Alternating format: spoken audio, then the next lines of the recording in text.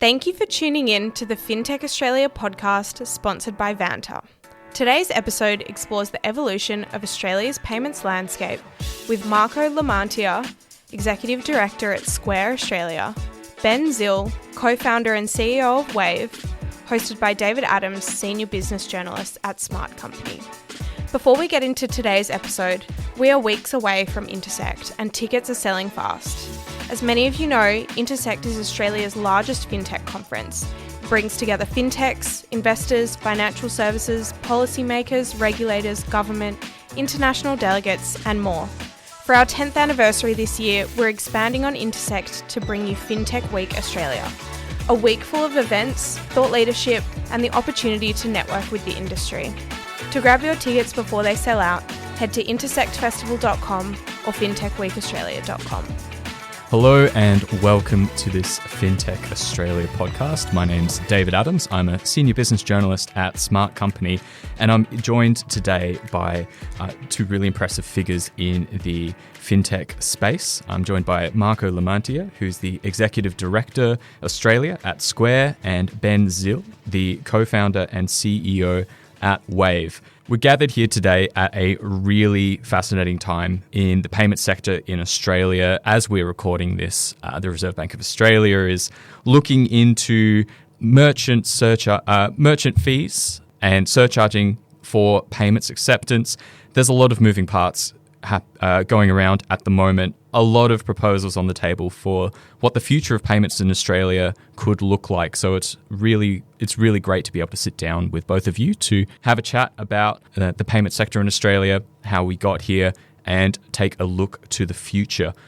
Before we do that, though, I'm keen to look back at the payments space in Australia to get a bit of a recap on how we got here. So, Marco, I might start with you. Before we dig in, would you mind introducing yourself to our audience and give a little bit of background of your experience in the payment space and how you came to your position at Square? Absolutely. Firstly, thank you, David, for having us here today. My name is Marco Lamantia. I'm the Executive Director of Square Australia and Japan. I've been working in the payments industry now, I would say, almost 20 years, and so started my career in banking, went through a grad program, moved across to Visa, worked here in Australia, so was part of the team that launched contactless or PayWave, both on the cards and on the terminal side, and spent a bit of time in Singapore working across the region, across Asia, so it's incredibly exciting. Decided to come home, and here I am now. I've been with Square for 2.5 years, and by far, and I don't say this in a biased way, but by far my favourite job. Yeah, fantastic. And Ben, while I've got you, could you introduce yourself, what you do at Waave, and your experience in the payments sector? Right. So Ben Zill, a payment veteran, so to speak, being 15 years in the payment industry, starting at PayPal, followed by Adyen, starting up with my other co-founders, Waave, and now Waave has been sold to Banked as a company. So continuing on that journey, but effectively looking at real-time payments and open banking with Pay2. Yeah, fantastic. Now, Pay2 is a fascinating development, and I'm very keen to delve into that. But the story of how we got to Pay2, how we got to this next generation of payment rails and infrastructure in Australia really begins decades ago when we saw the introduction of card schemes like Visa and then the development of FPOS and that era of payments technology. So, Marco, I'm curious to hear from you. Let's cast our mind back to, let's say, the early 2000s. Just as a recap, what sort of payment options did Australians have? What sort of payment options did Australian consumers and merchants and banks have at their disposal at that time? It was an incredibly different payments landscape, as you can imagine, both on the consumer and the business side. If you cast your mind back to sort of the early 2000s, that the iPhone hadn't even been launched at that point. And so, you think about today where I can't live or breathe without my phone next to me and being able to engage with the world. From a payments point of view, consumers were primarily swiping and dipping their card. For those of you who remember, you would then be prompted to select your account, enter a PIN, or actually sign a piece of paper for credit. On the business side, I guess the best way to sum it up was there wasn't a lot of choice. There was really no competition. It was the big four banks who provided merchant terminals. They all sort of looked and behaved the same way. But importantly, it really shut out quite a large sector of the business community. If you think about small businesses in particular, the process to apply for a payment acceptance product at one of the big four major banks back then was incredibly cumbersome. So, tens and tens of pages, information and details such as sort of wanting to understand what their business history was, whether they're successful or not. And as a business just starting up, they obviously don't have that type of information. And as a result, what you saw was a lot of businesses actually couldn't accept card. They couldn't accept card because it was too difficult. They couldn't accept card payments because the pricing wasn't very clear, and they couldn't accept card payments because there really was no choice outside of the big four banks. Mm. Could you talk about the sort of market share that the big four banks would have had on the card payment acceptance market at that particular point in time? Were there any alternatives on the market, or was it really just what you see is what you get from the big four? Apart from Tyro being in the market at that point in time, it was really by and large owned by the big four banks. And so whilst Tyro was making some inroads at that point in time and certainly focusing on parts of the business, it was very much controlled by the big four banking institutions in Australia. Sure. Well, let's fast forward a little bit to 2016 and the launch of Square in Australia. Can you give us a recap at that time of what Square's pitch was to businesses which wanted to accept card but potentially were looking at alternatives to the traditional merchant acquiring offerings from the big four? Yeah, and I think, our observation of businesses, and certainly not just here in Australia but globally, is that they have a right to get access to digital payments. And so we entered the market and were incredibly focused on being able to open up access that hadn't been historically provided to these types of businesses. And we wanted to focus on speed, transparency, and convenience. In and around the same time, you had the proliferation of iPhones. Again, going back to the four majors, it was really just hardware on a countertop. We know that commerce is conducted in lots of different places, and so launched in Australia with the ability for anyone to actually start taking a payment from their iPhone at that point in time, and the little dongle, which I'm sure you're all aware of that. And so, really hyper-focused on the experience, providing that access, providing speed and convenience, which has certainly resonated quite a bit with the community here in Australia. Mm. And can you talk about the response from the big four to the proliferation of digitally enabled platforms like Square in the Australian market after that period of having such strong reach in the merchant sector in terms of that, in terms of providing those services? What was their response to these new developments coming in and encroaching on their turf, so to speak? As you can imagine, they didn't roll out the red carpet for Square in Australia, and we had some really big hills to climb and battles to make with regards to being able to, represent the small business community. Again, these are businesses that have gone historically completely unserved. And so it wasn't easy, but we were committed. We had incredible partners, so Cuscal being one of them, partnered with us, enabled the ability for us to be able to accept payments here in Australia. But definitely wasn't something that was a walk in the park from a competitive perspective. Yeah, sure. And Ben, I'll turn to you now.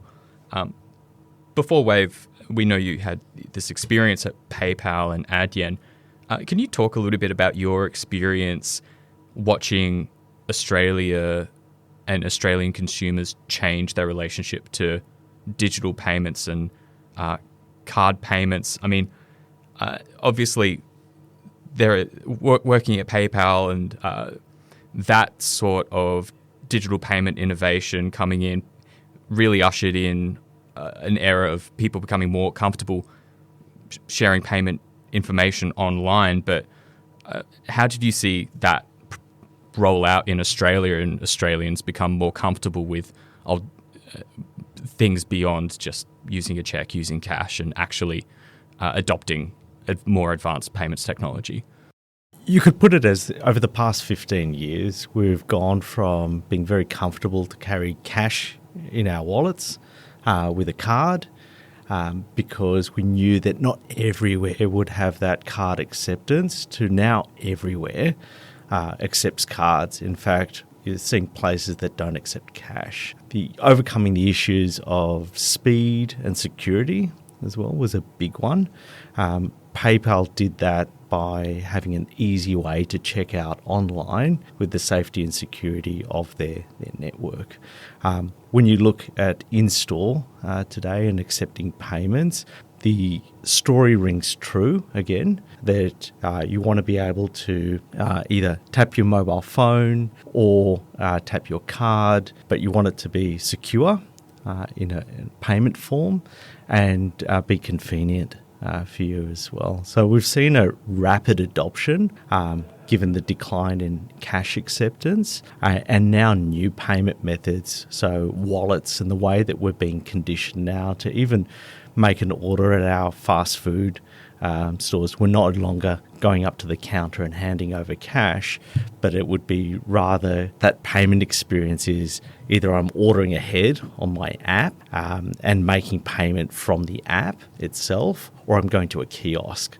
So we are seeing a change in consumer behaviour for the better, but we still need to remember that cash still plays a part in everyday services. It's just how we actually viewing that importance of cash. The other thing to take into account is what do businesses want and where are we today? Like we're in a time where everything needs to be instant and fast. So the NPP and real-time payments has become top of mind for merchants and consumers. How can I move my money to pay for something fast?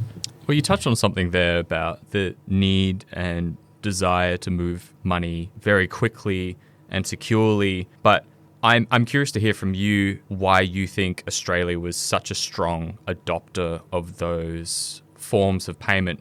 I mean, it wasn't that long ago that the idea of having a mobile wallet on your phone and tapping on something to transfer money, it wasn't that long ago that sort of thing was science fiction. Why do you think Australia and Australian consumers were so ready to adopt those technologies, accept that there is security around them that's going to keep their money safe, to keep them safe from fraud, when there were options like cash, which are relatively simple, you know what it is, where it's going? Are there any factors about the Australian consumer landscape or the merchant landscape that you think contributed to such a widespread adoption of this new wave of payment types? I think it starts with the infrastructure and the availability of the infrastructure. When Square entered the market, it was giving that infrastructure or that access point to everyone. All they needed to have was a mobile phone and pair it with the dongle, and then you can start accepting cards as an option. So once that adoption rate hit a critical point, then people felt more comfortable. And it got to the point where actually withdrawing cash at a time became an inconvenience in comparison to just tapping your phone or tapping your card. It's interesting just listening to you sort of talk there, Ben. It reminds me of something that I observed when I was actually still working at Visa and working on the rollout of contactless hardware and cards with the partners. I was in line at Woolies and there was a father there with his son, and the father pulled out a contactless card and said to his son, "Oh, watch this." And he waved to pay. And the son was like, "Oh, wow, that was pretty cool." And the dad was like, "How cool was that?" Right? And so it was at that moment that I just thought, wow, this is really going to take off. It's because it really was convenient. I think the system has trust as well. There's a ton of trust in the payment system, which is important. You know, brands like Wave, brands like Square, bringing innovation, but making sure that security and trust is always at the forefront as well. Yeah, absolutely. A lot of this conversation so far has actually focused on the card, the contactless card, the relatively new things we can do with that, and even the mobile wallet, which largely operates on established card systems. But Ben, I'm interested in hearing from you about what Waave is doing differently and the payment rails it is built on. Can you tell us a little bit about what Waave is doing and the new developments in payments infrastructure that is allowing fintechs like Waave to do what they do? So Waave, or now Banked, is really actually giving access to, like Square did for those merchants, it's giving merchants access to those real-time payment rails or the infrastructure, which is called Pay2 or PayID, and the ability to receive or move money in real time. And the benefits that it brings is that, when you want to complete a transaction today, if I was using the old infrastructure to send money across, it would take between 1 and 2 days for the money to be deposited into a bank account. So we're really talking about fast movement of money between two accounts. And that infrastructure exists and has for the last 5 years, but now it's at a point where merchants can actually access it. And what we're doing at Banked is actually giving that access point so that everyone can accept pay by bank payments today. And what are your feelings about the general acceptance and awareness of the consumer data right, which is the information sharing technology which allows Banked to do what it does? Do you feel like enough is happening in terms of institutional support, government support to really throw open the floodgates to allow this technology to really proliferate in the Australian market? Because we know that fintechs like your own are making serious inroads with major merchants and consumers, but we do know that the traditional card networks and those established platform, those particular forms of payment infrastructure are still very widespread. Any fintech will tell you they would love more support from governments and infrastructure providers. We need to spread the word. We need to educate about the different use cases, but we're in the very early days of it. Core to everything is trust. So, and money is very personal for everybody. So the last thing that we want is to feel victim to a scam or not knowing where that money has gone from your bank account to who. So it's actually up to the governments to sort of support the fintechs and the infrastructure providers who have built this infrastructure to help educate the public on how this can become an everyday way of making payments. Sure. Now, Marco, we were talking a little bit earlier about Square entering the Australian market and that classic image of the dongle and the contactless payment with a card. I'm interested to hear from you about how Square is adapting to players like Banked and that form of payment acceptance. Is that something that Square is devoting more resources to in terms of building that kind of payment acceptance infrastructure into its merchant acquiring technology? Absolutely. And we offer services today, which I'll touch on in a minute. I just wanted to, massive shout out to yourself, Ben, and founders like yourself that have got an idea that do have an uphill battle, whether it's with access or, with funding. I think it's certainly something that I know I never would have had the courage to do. So huge shout out on that front, mate. I think, when you look at what you're doing from an NPP perspective, these are incredibly important. It's essentially providing choice, right? Being able to give more businesses, more sellers the ability to get paid a different way. Specifically to Square, how we're enabling that. So I think what we realised when we came into the market, and I'm sure it's quite common knowledge, but certainly not often spoken about, is that just how important cash flow is to a lot of small businesses. And at best, businesses needed to wait until the end of the day, many times the following day, in order to get paid. And so we developed a feature which uses NPP that essentially allows any of our sellers at the tap of a button to be able to deposit their takings up to that point in time directly into their bank account. And so, if they had a supplier come in the door and they needed to pay them and so they needed access to that cash flow, that was exactly what we've enabled via NPP. Do we see sort of use cases broadening? Absolutely, right. I think that's going to be really dependent on guys like Ben and Wave and sort of the inroads that we can make with regards to not just the ability to accept, but the ability to drive demand on the consumer side. How do we actually get people to prefer to pay with different methods other than card? Yeah, it's a massive topic, and I almost think it's something that's kicked up by the current RBA review, which does touch on things like interchange fees, which are transferred between merchant acquirer and issuer every time that payment takes place through a card network, and trying to understand the right settings in terms of those fees, in terms of how the payment rails operate, and if there's enough room for alternative providers to sort of come in and stake their claim there. With that, I am interested to talk to both of you about the RBA review that's happening at the moment. We know that there's at the moment, the paper that's out at the moment has a large number of recommendations that would significantly change the payment landscape in Australia if they were enacted. The Reserve Bank's preferred reform would be to ban surcharging on debit and credit transactions, which would flow through to platforms like your own, Marco.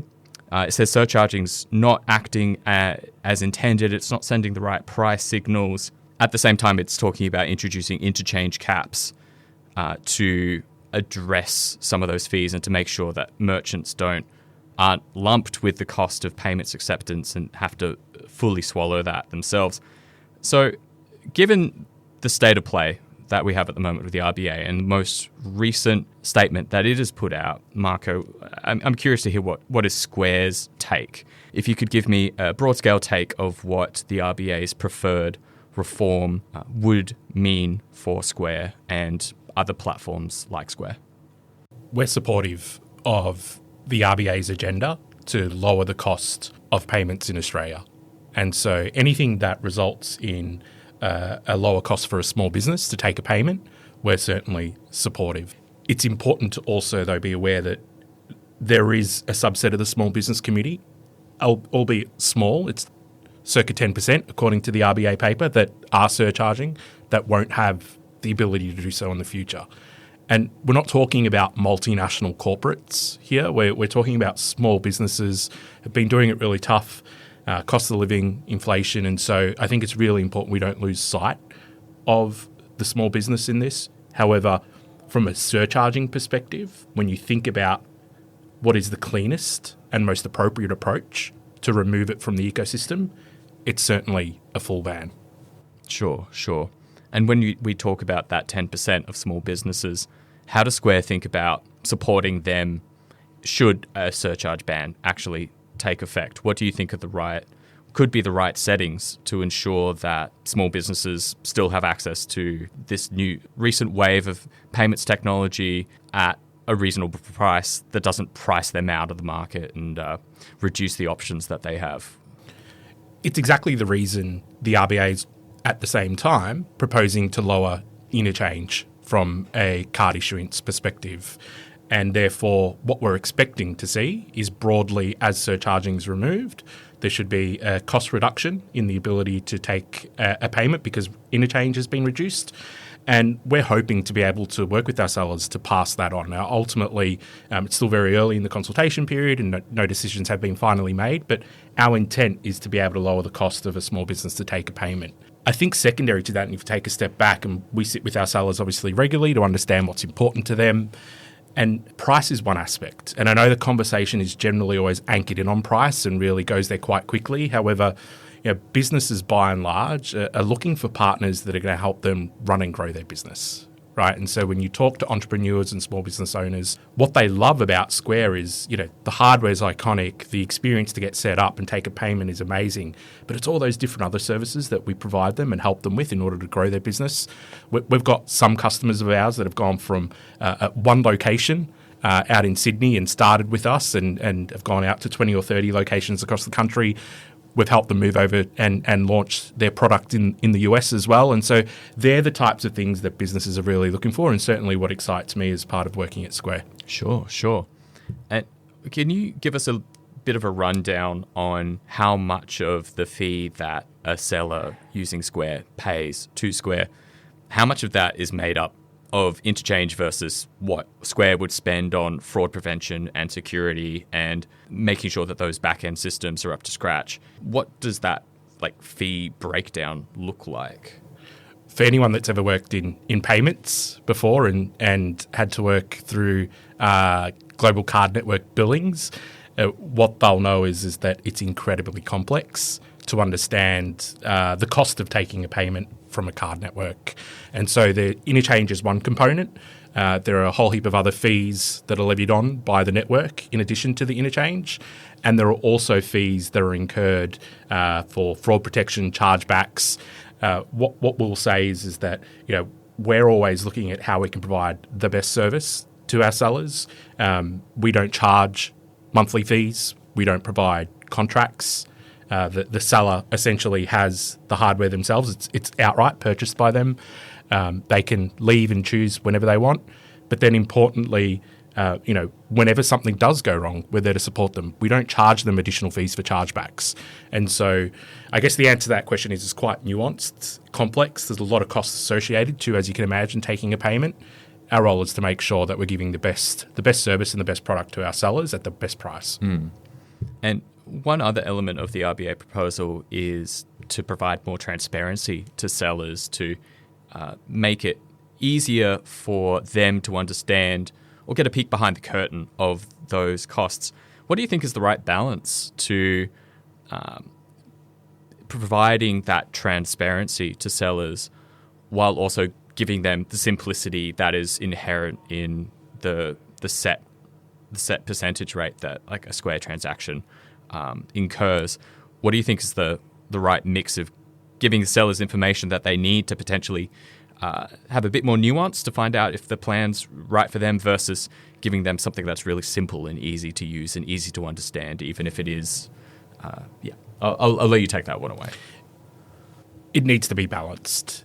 Certainly understand and appreciate the intent of the RBA with regards to wanting to introduce more transparency into the ecosystem and then by and large being able to demonstrate that transparency to sellers.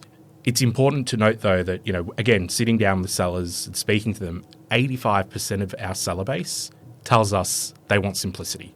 They prefer simplicity and a single rate over complex billing, over the ability to understand whether it was one card that was used over the other. And so I think there's no perfect solution. It's going to depend on the size of the business, but certainly the small business community, what they've said by and large to us is keep it simple. And so that would be the advice to the RBA with regards to any reporting reforms that would likely be provided. Sure. Now, Ben, I'm curious to hear from you as well. What was your response to the latest RBA paper, which is calling for a surcharging ban, is calling for interchange caps and some of those transparency measures? From your perspective, as a fintech which is operating without reliance on those card networks, what was your response to those particular recommendations? It's a positive one. I think we look at, how do you drive competition, and there needs to be a catalyst for change. You can't operate in the status quo without something, and that something has been the RBA prompting merchants to reassess their current situation and look at what other alternatives are there. Not to say that these card schemes don't play a role, they play a vital role. It's just what other options are there. And particularly if you're looking for speed or another type of transaction that may not be in store, it might be a subscription or a billing transaction. Those options are not commonly seen because consumers, as we said at the beginning of the segment, they're looking for convenience, and consumers are slow to adopt new technology. So this is a great prompt for businesses to put forward those pay by banks to the consumer and give them the option to make the payment.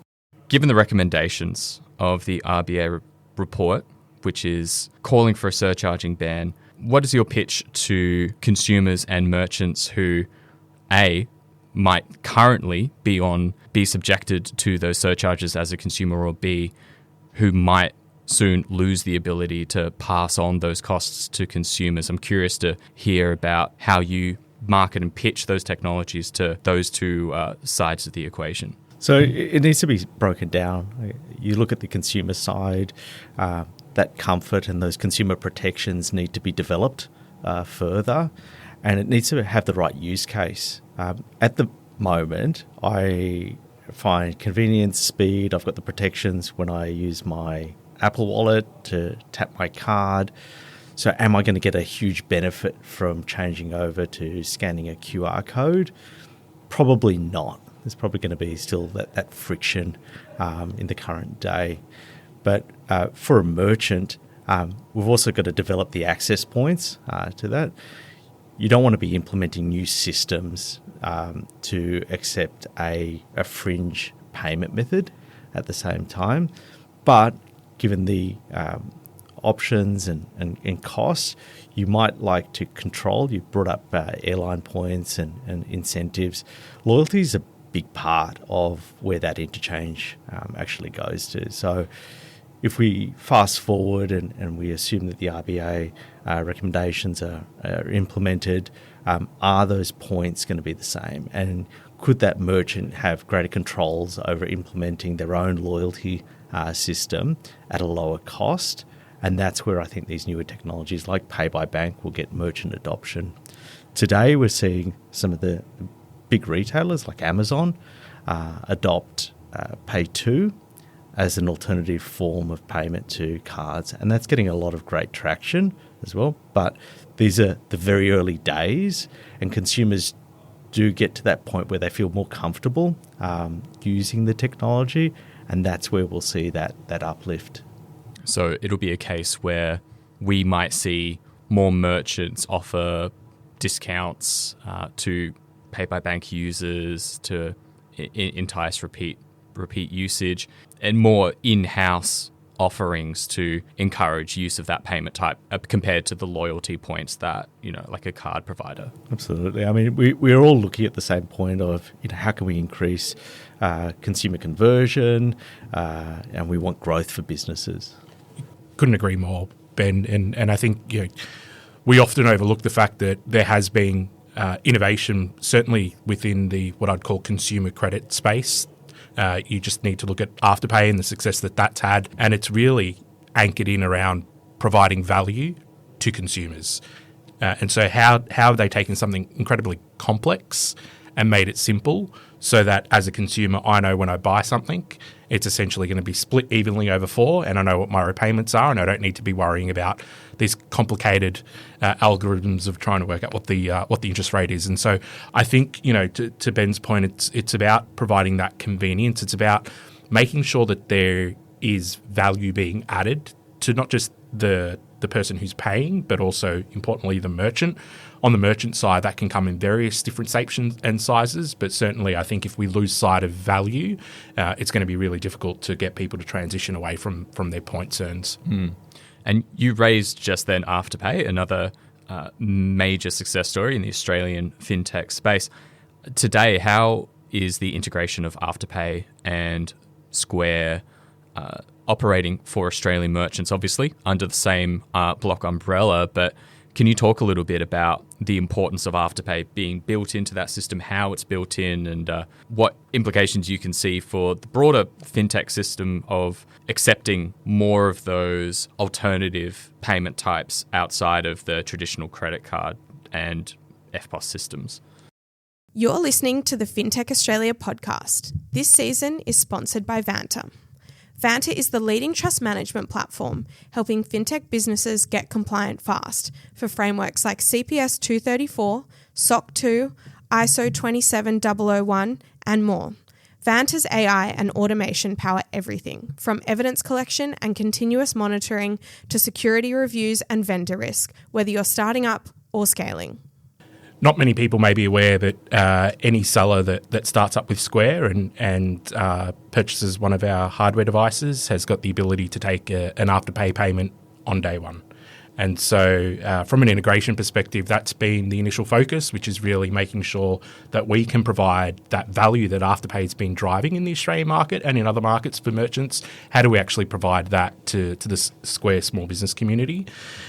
Where does it go to from here? I think there's certainly many different ideas that we could work on, not just with Afterpay and Square, but certainly across Block more broadly, and even folks like Waave and Ben. More to come, but certainly it's a very exciting space. Yeah, well, let's talk about Block more broadly, actually. Can we expect, or how are you thinking about integrating things like cryptocurrency payments into the payment acceptance space for merchants in Australia? Are we nearing a point, do you think, that that's becoming truly mainstream? I know we saw 2020, 2021, some early signs that those crypto rails were going to become quite mainstream for high street shops. But where are we now, do you think, in terms of everyday merchants accepting that with no muss, no fuss? Ultimately, from a Block point of view, we believe in cryptocurrency. We believe in being able to provide, again, access to a financial system that is by and large heavily limited and restricted by financial institutions. Recently in the United States, Square launched the capability for all of our sellers to be able to accept crypto payments in store, and we're looking forward to being able to bring that same capability here to Australia. And so we're all in. We think it's going to form a part of the ecosystem moving forward. I'm sure there'll be other things as innovation and technology changes and shifts as it does that come up, but certainly we're a big believer in cryptocurrency. Sure. And Ben, I'll turn to you now. We just heard about the American market and cryptocurrency payments, but I'm curious to hear from you about what the Australian market can learn from international markets in terms of pay by bank and this kind of payments technology. Where does the Australian market sit in comparison to some European markets, which I know have experimented with or adopted this kind of technology a little bit earlier than Australia has? We're on that same journey and that path. The UK and Europe are a little bit more advanced, but those markets are seeing a great uptake now in it. It really comes down to access and getting the right use case as well, and combining those protections and security around. So where you look at open banking doing more than just money movement, but it's actually data validation, as a bank account validation, being able to take control of more than just the payment. That's the journey that Australia is just starting up, and those services are being implemented today through AP+, and we will see them come to light where we will have a much more secure framework to build different services for consumers and merchants on.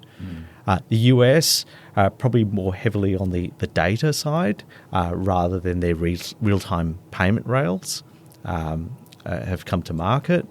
And no doubt the US would be looking at then Australia as to how do we adopt those products and services through payment rails, and how can then they carry that on into their market.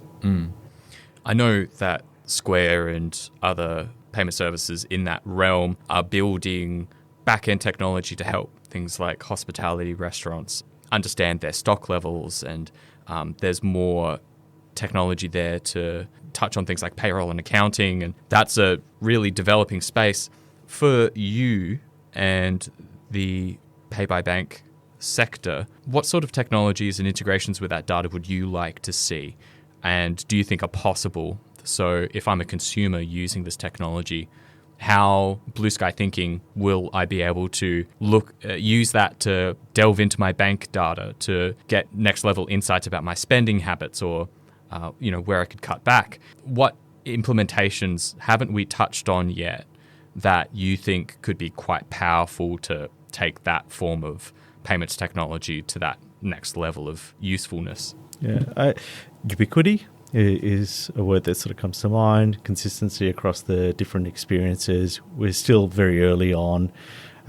every bank has a different experience to go by, so it's very hard to educate the market as to what are they actually going to see if we're looking at spend trackers.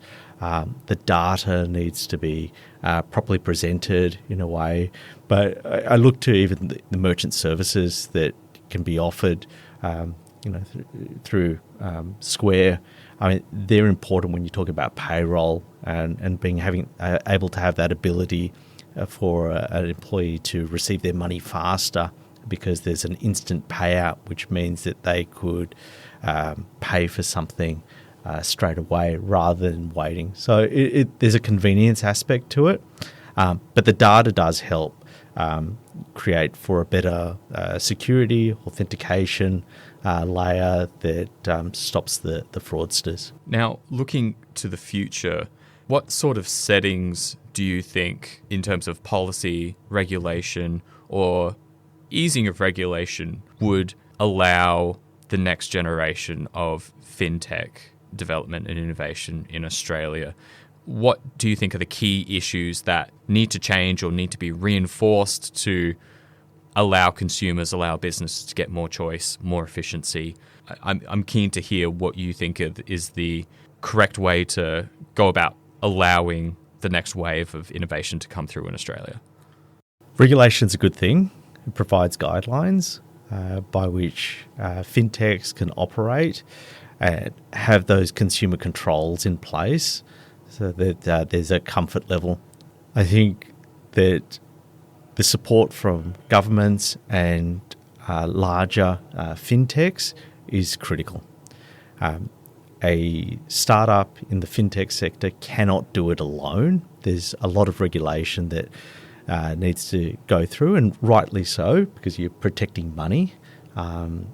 Whereas with the support of fintechs and the government to lower particularly the barriers, and they've done that to a degree with ASIC's, the ERS sandbox, give the way for fintechs to at least experiment and try to find that product market fit. So I do think that it's a great time to be a fintech. We're just at this starting point. I mean, no one would have ever thought of buy now, pay later being a thing, or even contactless 20 years ago. So what is the next thing? I think pay by bank and real-time payments presents a massive opportunity as we move to a world which looks at money movement and even cryptocurrency and stablecoin. I'm very bullish that those types of options will play a part in every merchant's checkout options and consumers' lives in the way that they choose to move their money. Now, Marco, Blue Sky Thinking, same question. What sort of settings in terms of regulation and policy do you think are the right mix for that level of innovation to take place? Do you agree with Ben that on some of the points he's raised? Absolutely. And again, we can draw parallels to Square entering the market and, the limitation in being able to get access to the system. So I do think access is certainly a key point. The other critical point is enabling competition. And so really whatever policy or regulation occurs, if it's in the spirit of enabling competition, then certainly we're incredibly supportive. I think you just need to look at what competition has resulted in here in Australia, certainly on the payment acceptance side. And it's not just Square. We're seeing, tens of others of payment service providers offering their wares to small business. And ultimately that means choice. And as a nation, we're better for that. And so competition and access, I think, are two critical pieces to enable. Another really live conversation that's happening at the moment is around productivity and the need for the Australian economy to do more with the resources that it has. And I'm curious to ask both of you what you think is the role of fintech in that discussion. Marco, I might start with you. Is there a meaningful role that fintech development can play to really uplift Australian productivity on a broad scale? Is that something it would be capable of? And if so, what needs to happen for the fintech sector to get there to really lead the charge in that space? Absolutely. There needs to be a focus on productivity. There needs to be a focus on homegrown innovation and intellectual property. I think there certainly needs to be a focus on STEM and specifically engineering. We as Block have quite a large number of engineers based here in Melbourne and Sydney that are doing quite a lot of engineering work for Block across multiple markets. And so it's making sure that we've got the ability to facilitate that investment, making sure that we're working with entrepreneurs and startups just like Ben, just as they're coming out with their idea and providing them the best support that we can. And also looking to use tools like artificial intelligence. I think that's going to be a big one from an efficiency point of view. Yeah, and Ben? I think when we're looking at increasing productivity, the fintech sector plays an important, if not vital role in actually getting that creative juices going, delivering products that ultimately can expand. I mean, there are no borders with fintech, and we've seen that with the likes of Afterpay starting off in Australia and being able to scale to a global success as well. So we need to support those fintechs to get that creative thinking, that productivity up, and help Australia use the fintechs as a resource, as an export resource as well. And Marco mentioned artificial intelligence there. Ben, I'm curious to hear from you. To what extent is artificial intelligence a part of your internal workflows?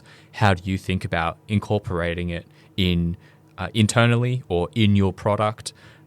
What does that look like? I'm curious to hear from you broadly about what artificial intelligence means to you and your organisation. So you might have heard of the term agentic commerce. Still very early on, but what does that do? What does that mean for a consumer?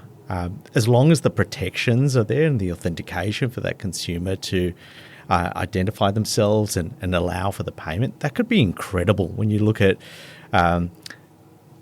telling a bot to look over when my bills are due and help me improve my cash flow so I only pay on the due date. Rather than forgetting about that bill and paying an overdue fee, you're giving the access for that bot to take the money and make that payment for the bill. So I think there's a lot of use cases.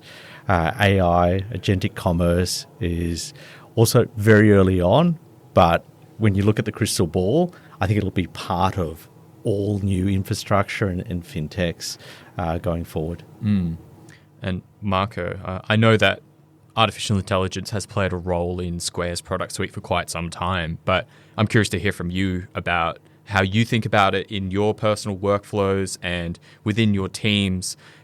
We've seen so much rapid development in artificial intelligence technology in such a short amount of time. What does that look like for you? And what outcomes do you think that could have for the users of Square technology too? I'm a big proponent of AI, certainly at work at Square.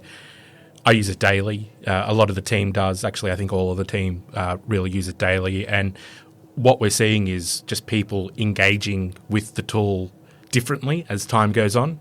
So initially as a bit of a research assistant, and then getting a lot more creative from there around being able to throw some really challenging theses at it and then getting some interesting responses back.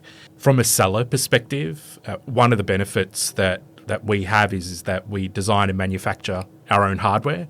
And as you can imagine, a lot of this AI software overlays require quite intelligent hardware to be able to run efficiently. And so we're providing our sellers the ability to get insights directly from their device, such as what products selling the most at what time, what sort of images are working best from a sales perspective, therefore prompting and providing alternatives. And so really this is just the start, but ultimately it's about providing sellers and small businesses time back, making them more efficient and allowing them to do what they love doing, which is either working on their business or spending time with loved ones. For small businesses selling online, potentially the copy that goes along with a product listing or the right image could determine if a lot of people buy their product or if no people buy their product. How do you think about ensuring trustworthiness and accuracy within those AI systems what sort of safeguards do you have in place to ensure that the businesses using Square technology and those AI functions can rely on the output of those and can trust that to make the right decision more often than not? It's interesting you mentioned that. I sort of ashamedly using Uber Eats and noticed that some of the descriptions of the food menu items now say generated by AI. Separate to the safeguards, I think what we're going to see is AI continue to evolve and improve, and the use cases of AI continue to change, and the value that AI provides, not just businesses but consumers and the world alike, continue to change and evolve and improve. Specific to safeguards, ultimately these are business owners that are trying to run and grow their business. They certainly want to do everything they can to do that, and so we haven't seen any instances of a business trying to do something that is nefarious or receiving the wrong information that they haven't been able to validate.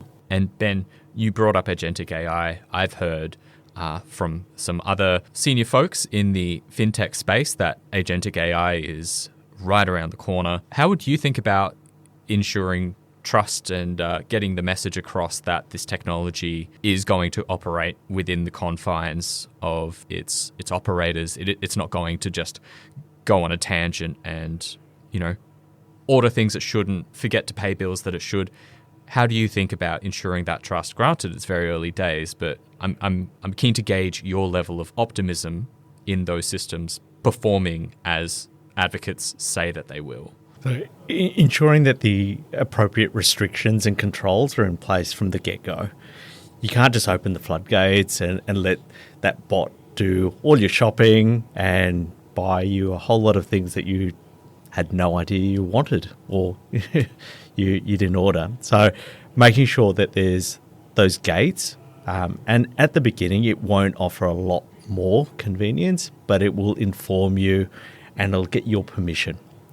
So I think with the proper permissions in place, then when you feel more comfortable, then it's about allowing or easing those restrictions to then allow your assistant or your bot to do more tasks autonomously. Well, I think this has been a fascinating conversation, and I've really enjoyed hearing from both of you about the development of payments technology in Australia. Obviously, we've gone from the cash era to cards and more advanced payment systems.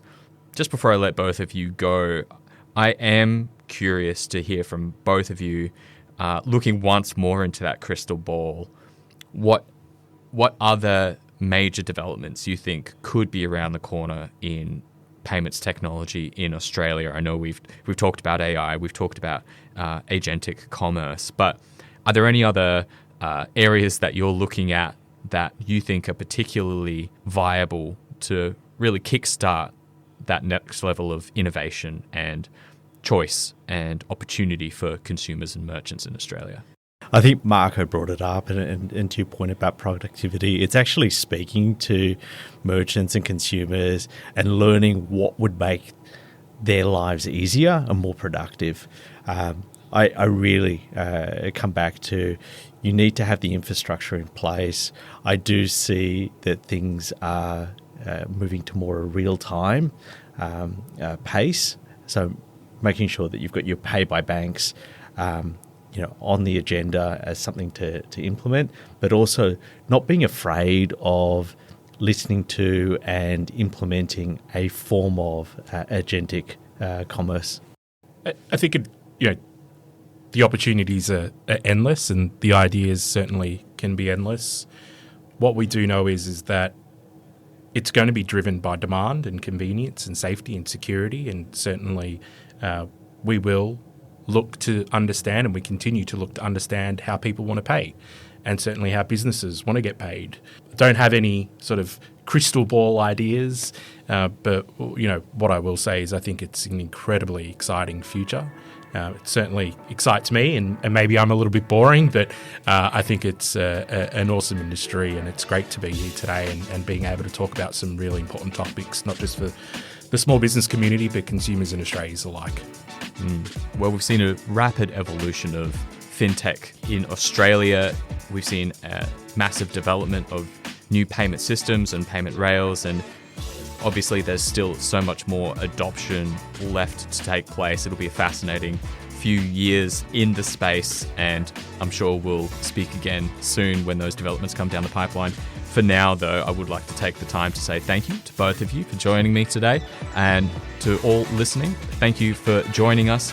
Hope you got something interesting and informative out of this chat as well. I'll leave it there for now, but thanks again. Thank you. Thank you. Cheers. Thank you.